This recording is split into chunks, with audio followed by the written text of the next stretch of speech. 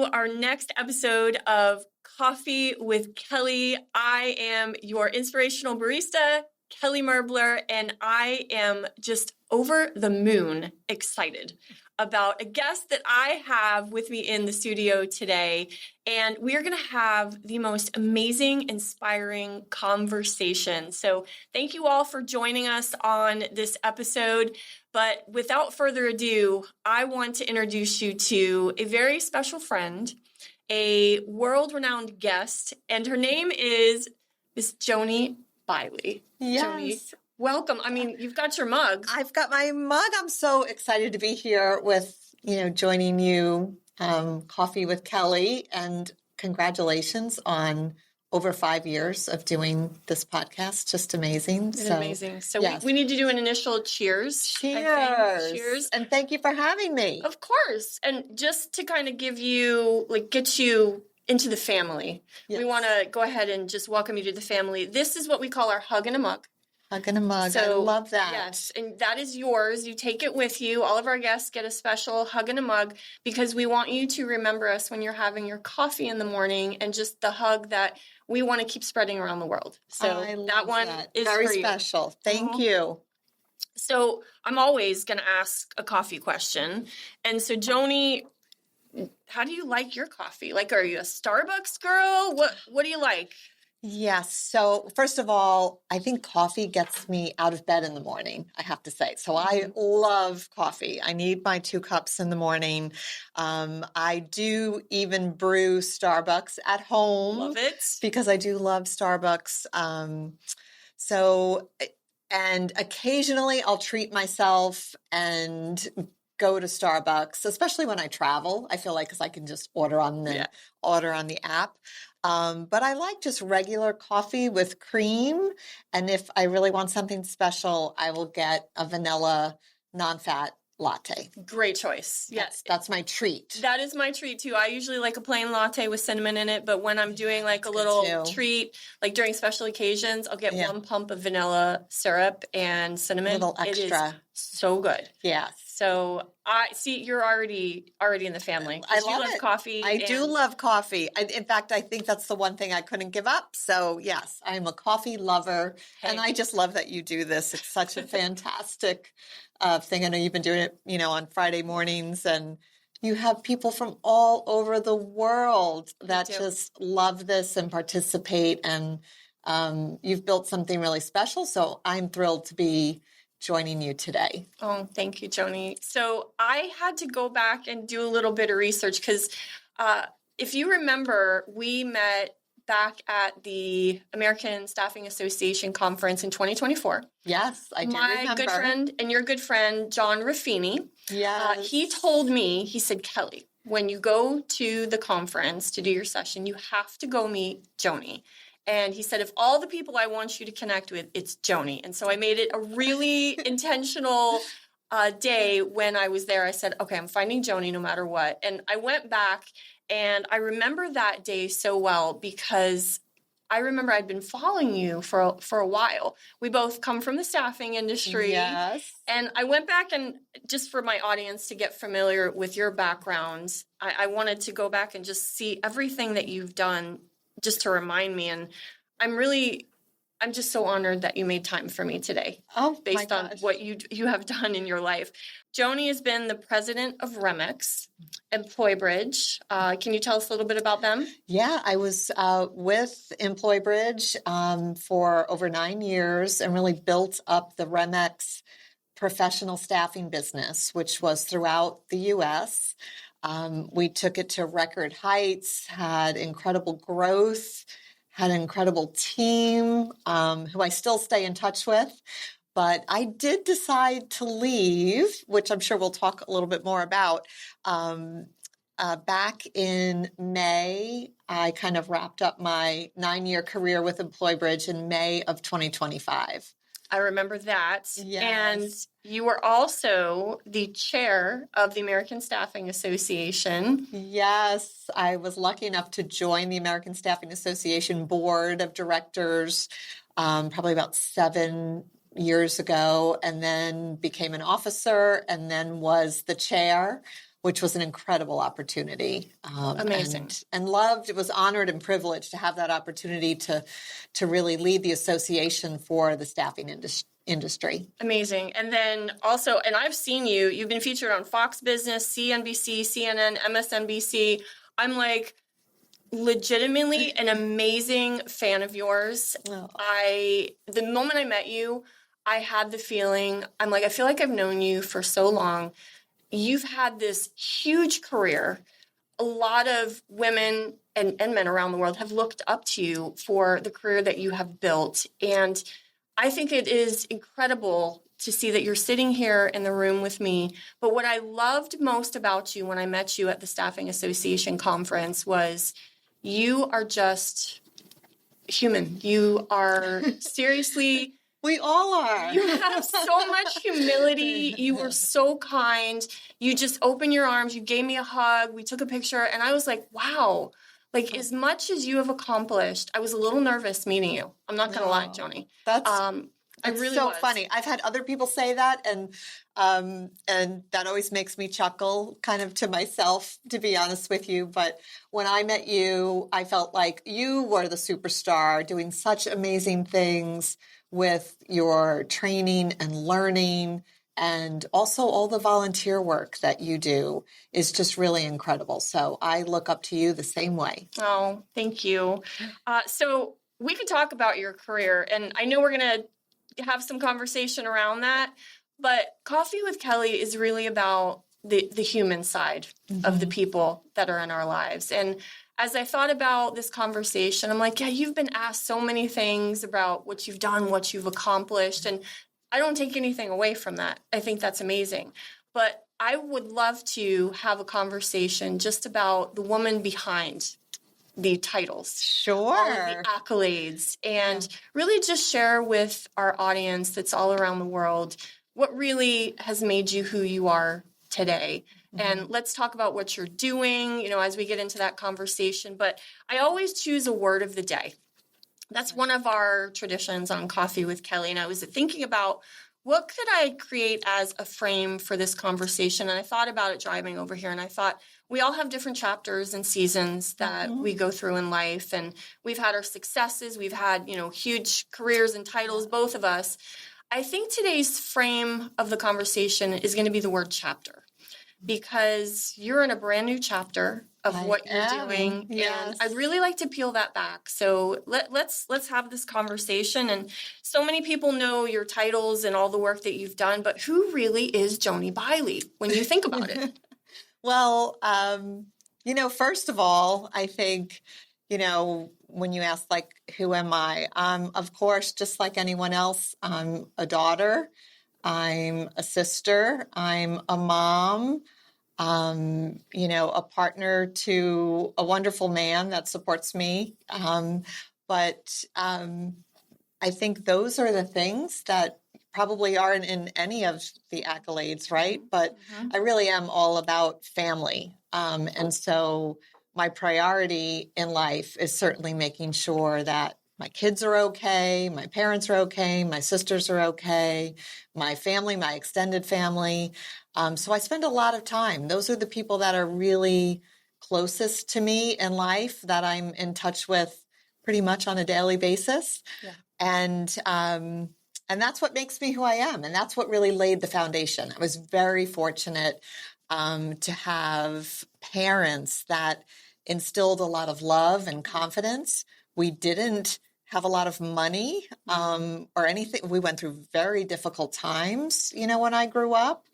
But I think that also instilled in me work ethic and how important. My father was an electrician. My mother was a nurse. And so just that whole family dynamic and the support and demonstrated work ethic really made me who I am today. It's a beautiful story to unfold, and there's so many times we don't realize some of the challenges that just people have gone through to get where they are today. Yes. And when you think about all of the years that you've put into your work, all of the years to, being a part of your beautiful family, when you think about this chapter today, what's one word that would really sum up where you're at in life right now? It's interesting because you picked the word chapter. Yeah. And in a way, it is kind of that next chapter. Now I have children that are on the latter part of their college careers. So I'm getting into that empty nester, like truly, empty nester phase. And so it is kind of that next chapter for me to think about what's next in life. And which also kind of led me to really thinking about my career and what I wanted to do next. So maybe it's like Taylor Swift, right? With her error tours, right? She has all these different errors. We have all these different chapters. For me, the word would be impact, because I want to make sure that what I'm doing in life, both personally and professionally, that it's having the best impact that I possibly can. It's beautiful. So that's going to be my impact era. I love that. Or impact chapter. So you're a Taylor Swift fan too? Yes, my daughter is a huge Taylor Swift fan. I surprised her and took her to the concert. We had great seats. Yes, so I'm a big fan. I love it. I love it. See, we just are loving you even more in this conversation. She's a Swiftie too. Yes. So you have have had choices in your life. You got yourself to the top of the level of your career, where a lot of women have aspired to be and look up to you for that. And when you think about that, you had a choice, like keep building, keep going up to the next levels and expanding what you could do. But you made a choice. And this really was something I want to talk to you about. Because I think we really align in this. You had a choice. You could either stay where you were in the success that you had, or you could write a new chapter. Yes. What made you make the choice? Yeah. So, I think a lot of people thought I was crazy to say, you're going to walk away from, a role that you built up. You were with a company for 9 years, had a great track record, had won like leader of the year, really built the business. But I knew I was ready for something else. And so I had to listen to myself of just wanting more. Now, I will be honest and say, I didn't know what that wanting more was. And actually what I thought it was when I really thought I was going to pursue something turned out to be not what I ended up doing. So that's really interesting too. But I knew kind of in my gut, in my heart, that I was ready to do something else and needed that next chapter for myself. I am a big believer in goal setting. So at the beginning of 2025, and really even at the end of 2024, I made a decision that, I've always been driven, always been ambitious, but I want that next job. I want to go be a CEO of a business. And I also knew that the only way that I was going to make that happen was if I had to leave my current role as the president, because I wasn't going to be the CEO of that company. And so, long story short, worked through a great transition. EmployBridge was wonderful. And as I ended up leaving in May, I thought I'm going to take some time off and start pursuing working in the private equity space, whether starting my own business, eventually, or I interviewed with a couple of private equity companies and got really close to possibly taking a CEO role. I also had another job offer in the industry, which was a really big job, great package, and started talking to people. But then something found me that I wasn't looking for. And I'm going to say that I think sometimes we have to keep ourselves like really an open mind, open hearts, because I made the decision and I thought I really kind of pivoted so that new opportunities could come in and see what unfolded. And the most amazing opportunity came my way. Not what I thought it was going to be. But I had the opportunity to step in as the interim CEO for Dress for Success Worldwide. And I took it on an interim basis, even thinking, well, let me just kind of take some time to still figure out what I want to do. And when I say this opportunity truly found me, Mm-hmm. it stole my heart and Mm. soul. And I just said, you know what? This is what I want to pour myself into. This is the next chapter.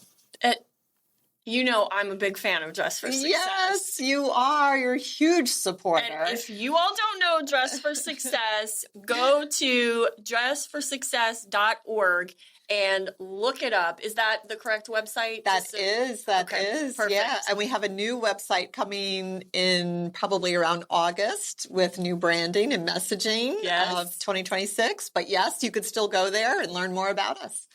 I want to dig into Dress for Success. And before we get there, I just want you all to think about this because so many of you reach out to me. I get all your emails. I get a lot of DMs on LinkedIn that we're in a similar position as Joanie and me. I mean, we have very similar stories, just different paths of what we took. But we both had great careers, just like you may be in a great career as well. But there's something that is nudging you. There's something that is pulling at your heart that is saying, you feel like you're made for more.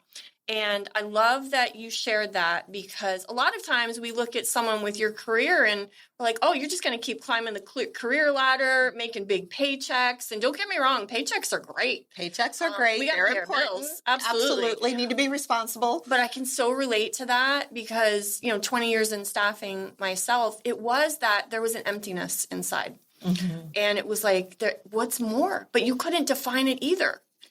Exactly. I couldn't define it. I wasn't sure. But and some people may make a choice to say, oh, maybe I'm going to retire the next 5 to 8 years or so. Maybe I just kind of ride it out. But I also believe in the fact that you have to listen to yourself and what's so important to you. And you don't want 5 or 8 years or 10 years to go by. And then you look back and you regret that you didn't try. And that I do speak to people quite a bit about is like live life with no regrets. 20 years from now, when you look back on your life, you want to make sure that you leaned in and tried things. It's okay to fail. Like we all fail. I've had lots of failure in my life. But you don't want to regret that you didn't try something or that you didn't pursue your dreams or your ambitions in life. And so I think I would have regretted if I I could have stayed. I could have collected the paycheck. I still could have done my job and been responsible and accountable. But I would have been unfulfilled and I would have had some regrets down the road. I can so relate to that. And I agree because I think back about those days when I was feeling that more as well. And people also thought I was crazy. So people will think you are crazy. What is it? I've learned that growth is the great separator. That when we want to grow in our life, not everyone will want to grow with us. Yes. And so in those seasons, you sometimes will lose people that were cheering you on in other seasons of your life, other chapters. Yeah. And so did you experience any of that at all? I did. And I mean, I think even people close to me were like, really? You're going to walk away from that salary or that job, that title, the security of that? I mean, people very close to me probably were like questioning me in my decision making. But the thing is, I did believe in myself. Yeah. And it is a little bit of embracing fear and kind of diving in. I wrote a book called Dive In Deep, and it's actually the concept of that. It's like, how could I not listen to my own advice of yes, I need to dive in. And sometimes I might be a little scared, but I believe in myself and I got to take those chances and those risks and dive into the life that I really want to live. So, you can doubt yourself. That's normal, but totally normal. Yeah. But people definitely thought I was probably nuts. Yeah. It was a very lonely time. Yeah, it can be. I remember that. Yeah. And I love what you said also because you have to keep your mind open for opportunities. And sometimes when we are closed-minded to what do we need to sacrifice? There are sacrifices sometimes when we want to get to that more. Yeah. What is that gap between where we are and where we want to go? And that sometimes can be a hard road and a very humbling road. It can be. Starting over.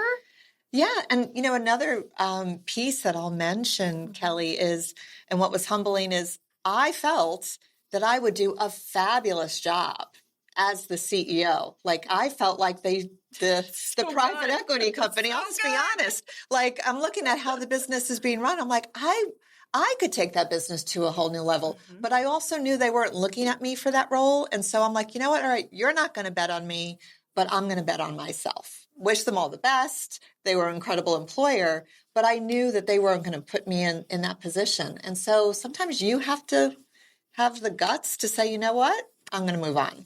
Yeah, I call that opening an account with the bank of belief. When I did that and I bet on myself. Bet on yourself. And I opened an account with the bank of belief. It was the best investment I ever made. Yeah. And looking at this new chapter of where you are, let's get into Dress for Success because it's so much a part of, what work I do as well in this community. Yes. And now that you are there, that's when I was so excited. When I saw that announcement, I didn't know it was coming. Yep. When you announced that you are now officially the CEO of Dress for Success Worldwide, I was literally jumping up and down. Literally. So I think you messaged me right away when the announcement was made. Did. Yes. Thank you. Talk to us about Dress for Success because we are both passionate about helping women in the workforce and helping women get back up on their feet and just building confidence. And I love the mission. It's so important. And I think that is why I fell in love with the organization. But Dress for Success has been around for almost 30 years and has been all about building confidence in women to support them in their journeys, both in work and in life. What is so amazing to me is it's one of the largest global nonprofits to support women. We have over 130 centers throughout the world in 15 different countries.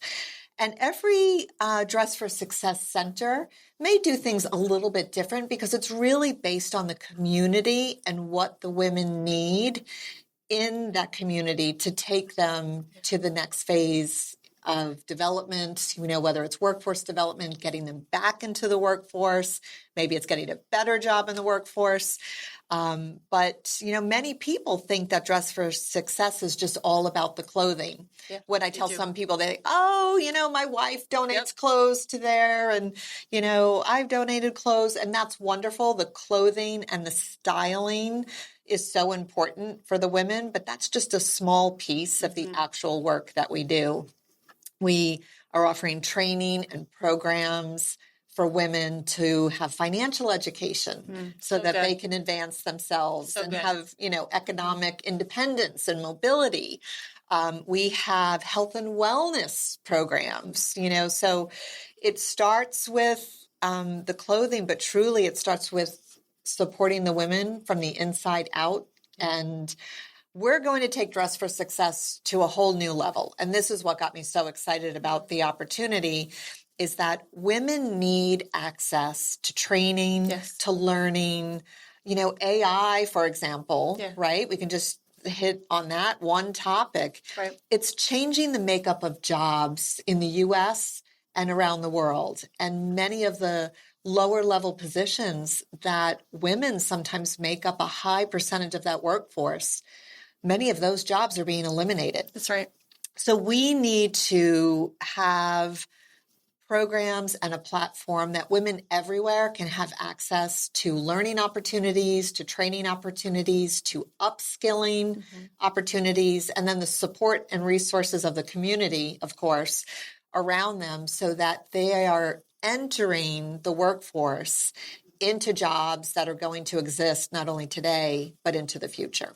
It's such meaningful work that Dress for Success is doing. And I do agree with you because I think about all the people that ask me about Dress for Success. They always ask, the first thing they ask is, can I donate some suits? Yes. And it's that education that I know you're going to really put a spotlight on for so many more women and just men all around the world to know that that resource is there. Yeah. And I think about the work that I've been doing with Dress for Success for, I think it's been 5 years now. is helping these women that are part of the program finding their strengths. So I love that you do that. I love Let's doing it. talk about that program for a second, because it is the Road to Success program, and it has nothing to do, right, with the clothing or the styling. And I love what you're doing. So can I ask you a question to talk a little bit about the strengths program and how you help the women find their strengths? I get so emotional about this work because I've seen so many of the women just come out just more alive. Yes. You know, so the work that I've been doing, it's really helping these women understand the value that they bring. You know, so many of them in the classes that we do at Road to Success, they come in and they don't feel confident. They're in a tough season or a tough chapter. Maybe they've lost their job. Maybe they just haven't been able to support themselves economically. And they come in and they feel so defeated. Yes. And so it's the kickoff program for Road to Success. And we start with that. We start with strengths, because it gives these women the foundation to really start this program with what is the value that they bring not only to the class, but to their family, to their communities, to the jobs that they will find, and to the world. And I love helping them. We use the Clifton Strengths Assessment in this program. We give them the Clifton Strengths Assessment, and then we spend a few hours just going through what are their most dominant strengths that they've always had, that sometimes in life when we're in different chapters, we lose that identity. Yes. We forget the value we bring. And because life is so crazy and punches us in the face sometimes, we just totally lose sight of our own self-belief because women have been taking care of everyone else around them. Absolutely. We give so much of ourselves, to others. Yep. And sometimes lose sight of ourselves. And, we have a new tagline at Dress for Success, and it's igniting careers, transforming futures. And it makes me think of the work that you're doing, because the word igniting is so important. Those strengths are already in the woman. They're already there. And what we do at Dress for Success is we're just trying to ignite them. And maybe it's reigniting them in some ways. Maybe they were there before and they've kind of lost, that flame. And so the work that you're doing with the Road to Success program and the Strengths, Builder and Strengths Finder, it's helping those women realize I have a lot to offer and I bring a lot to the table, and you're helping ignite that in them. So I love thank you say that. My logo is a fire flame. So anything to do with fire and igniting. And I always think about it because when I work with women, it's the spark's already there. Yes. It's there. And I like to be the match. I love that. And when I light it, I have seen the transformation in so many of these women, where they have gotten jobs. They use this information in the interviews and how to explain how they can contribute to an organization. But they can also really start to connect with how they can bring meaningful, purpose-driven work to whatever they do in their next chapter and connect it with the strengths that they have. Yep. And I love that you brought up strengths. I've got a little note here because I have your top 5 strengths. You do? I do. And so one of the things that it made me think about you. So Joanie is an achiever, arranger, individualization, ideation, and focus. And right away, when you were starting to talk about goals, I thought your achiever is so lighting up right now.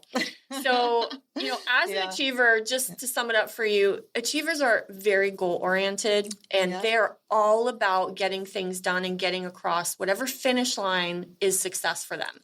And so when you think about the goals that you're going after in life right now, what is your goal line? What is your finish line in this chapter that you're working towards? Because as an achiever, I literally can't wait to watch this all come together because it's your natural gift. Oh, well, thank you. To me, it is interesting, this Strengths Finder. And I did the Clifton Strengths when I went through a program recently. So I was happy to share those with you.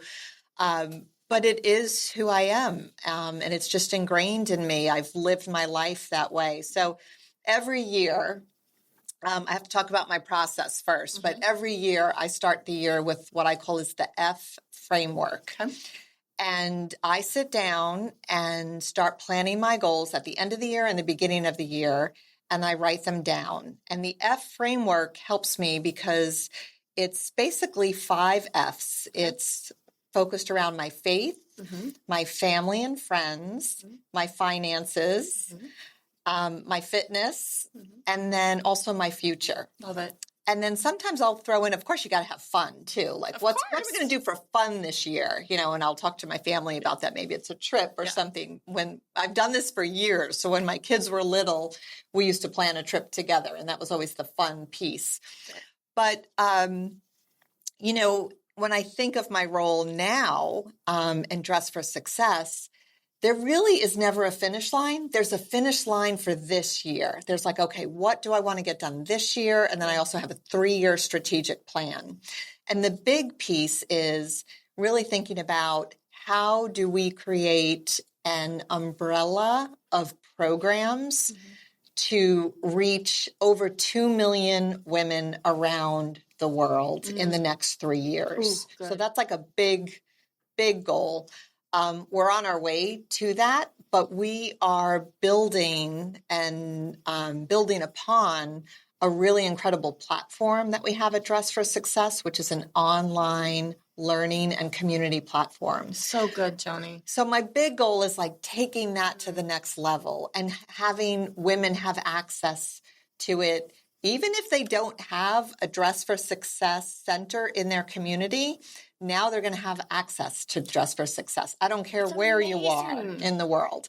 So that's my big, big goal. And it'll take some time to build it out, but we're standing that up this year and really excited about the work we're doing in this. And I have to raise a lot of money for it. Like I have to create a big fund and really raise a lot of money so that we can do this work.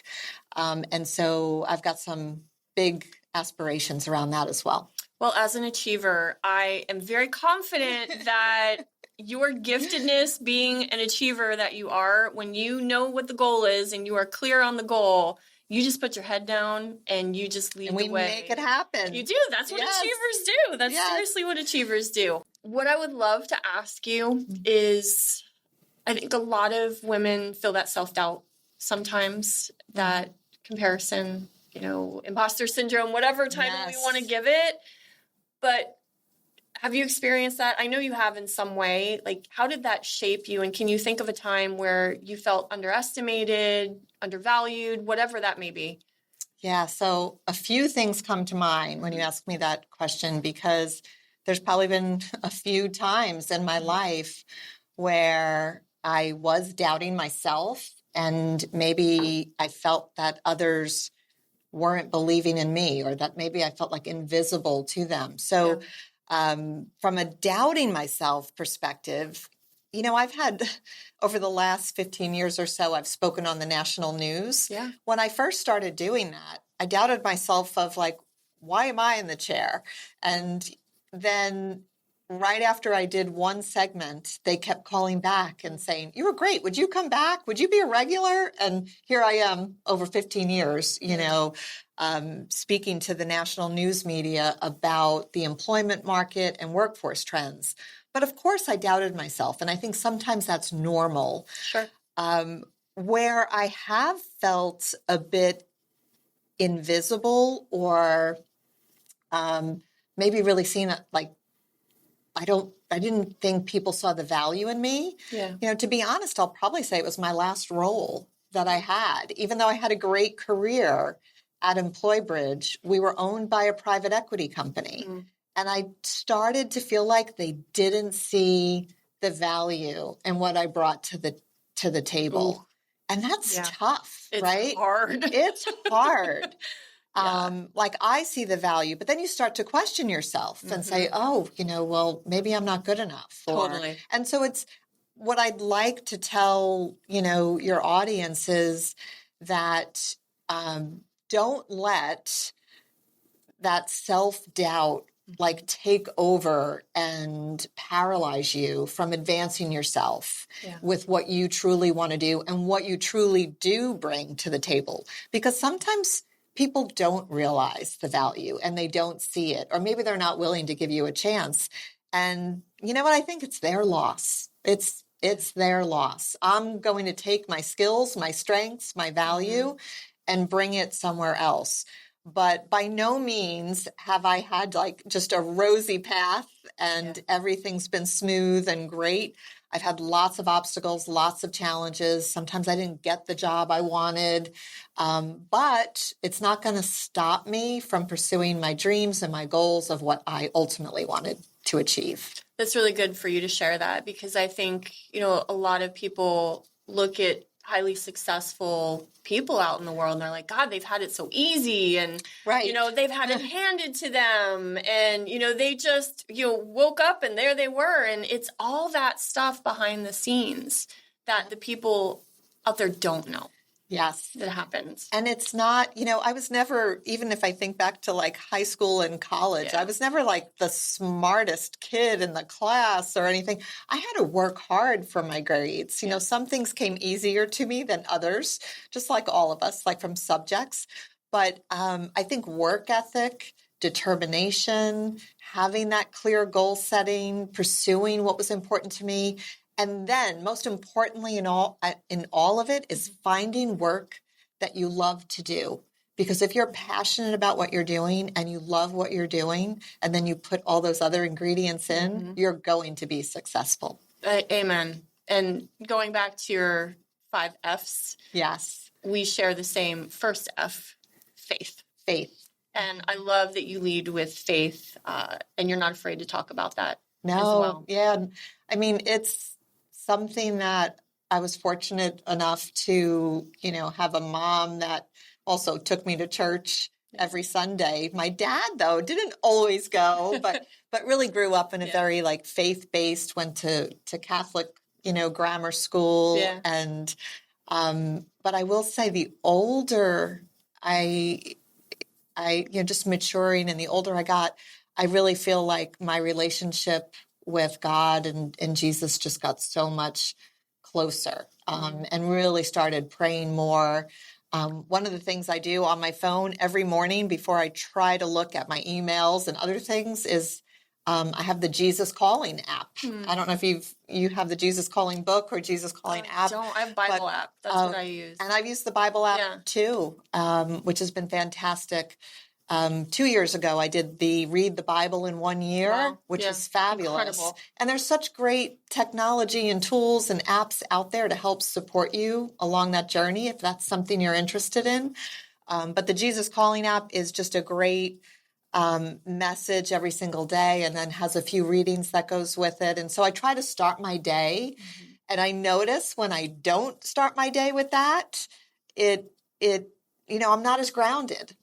So yes, faith is so important to me. I can so appreciate that. And I'm grateful that you're willing to talk about that too, because a lot of people out in, the business world are like, don't talk about that. Don't talk about that. Yeah. I'm like, it's who I am. Yeah. No, it is who you are.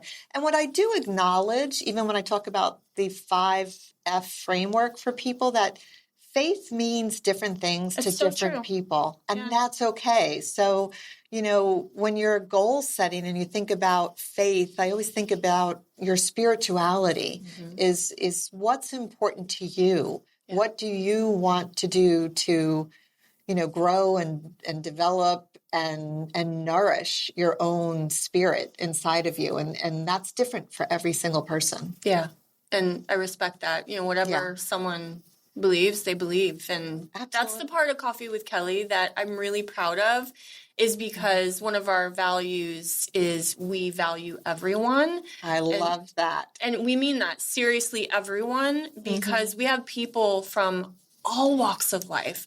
We have people that are in executive level positions. We have people that are in HR. We have people that have just lost their job. We have people that are raising a family. And it's a melting pot of diversity that is part of this Coffee with Kelly community. And I love our number one value is be yourself. Yeah. And when we can just show up and be our authentic selves, it is just a beautiful combination. And I think that's what makes people wanting, more coffee with us. I love it. I love it. It's something so special, and we certainly need more of that in our world.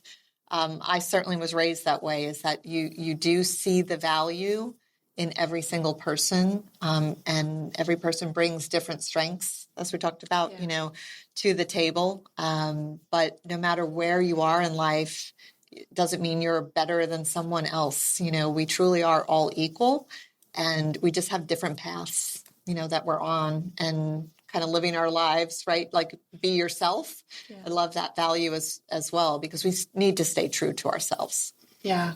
Is there any final advice you'd like to give our audience? We've got people all over the world listening, and I bet they're leaning in right now because I think this has been super fun and really just inspirational.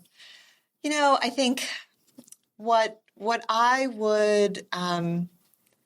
would say to the Coffee with Kelly community is, first of all, you have something really special here. And there is something very special about community, and even the word community, and lean in more to it, both, through this opportunity, through your own community. Get involved. I do believe that we need more of that in this world, and we need to support each other, cheer each other on, and make a difference, and find something that you really feel you can make an impact and make a difference in someone's life. You will find that you will get much more out of it in life than you even are giving. It has rippling effects in so many ways. So that would be my advice to this wonderful Coffee with Kelly community. And I just want to thank you for having me today. Thank you for having me join. We have to do a final cheers. It has been so much fun, and the time has flown by. Thank you, my friend. Thank you, Joanie. And to all of you out there that are listening, or maybe you're listening in your car, maybe you're cleaning the house and you're just listening to our message, or you're watching on YouTube, wherever it may be, just remember to click subscribe. So if you want to get our next episode, that's how you'll find us wherever you stream your podcasts. And always remember, people don't come to Coffee with Kelly. Always remember, people don't come to Coffee with Kelly. People are Coffee with Kelly. Joanie, it has been a pleasure. I feel like I have had a dream come true today. Aww. And just thank you for helping my audience just be the best version of who they're authentically supposed to be. Thank you. Thank you, Kelly. Cheers.